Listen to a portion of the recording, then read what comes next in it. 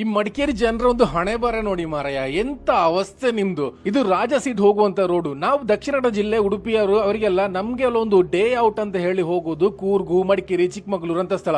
ನಾನು ಕೂಡ ಕೆಲವೊಂದ್ಸಾರಿ ವಿಸಿಟ್ ಮಾಡಿದ್ದೀನಿ. ಏನ್ ಗತಿ ಕೇಡು ನಿಮ್ದು. ಟೈಮ್ಸ್ ಆಫ್ ಇಂಡಿಯಾ ಪ್ರಕಾರ ವರ್ಷಕ್ಕೆ 8 ರಿಂದ 10 ಲಕ್ಷ ಟೂರಿಸ್ಟ್ ಬರುವಂತಹ ಒಂದು ಟೂರಿಸಂ ಪ್ಲೇಸ್ ಕೂರ್ಗಲ್ಲಿ one of the best place ಇದು. ಆದ್ರೆ ಇಲ್ಲಿಗೆ ಬರುವಂತ ಜಾಗ ವಾರೇ ವಾ.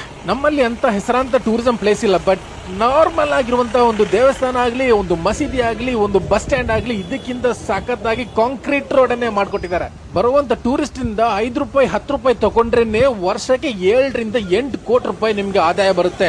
ಬಾಕಿ ರೆಸ್ಟೋರೆಂಟ್ಸ್, ರೆಸಾರ್ಟ್ಸ್, ಹೋಟೆಲ್ಸ್ ಎಲ್ಲ ಬಿಟ್ಬಿಡಿ, ನಾರ್ಮಲ್ ಬಿಸ್ನೆಸ್ ಎಲ್ಲ ಬಿಟ್ಬಿಡಿ. ಬರೇ ನಾನು ಹೇಳಿದ್ದು ಟಿಕೆಟ್ ರೇಟ್ ಮಾತ್ರ.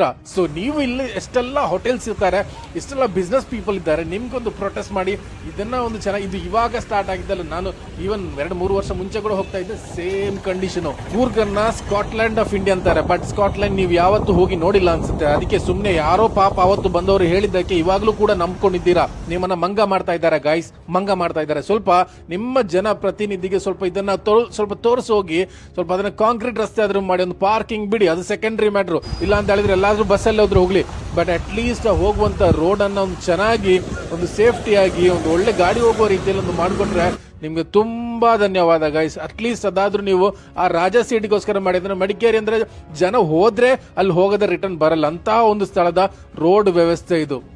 ಅಯ್ಯೋ.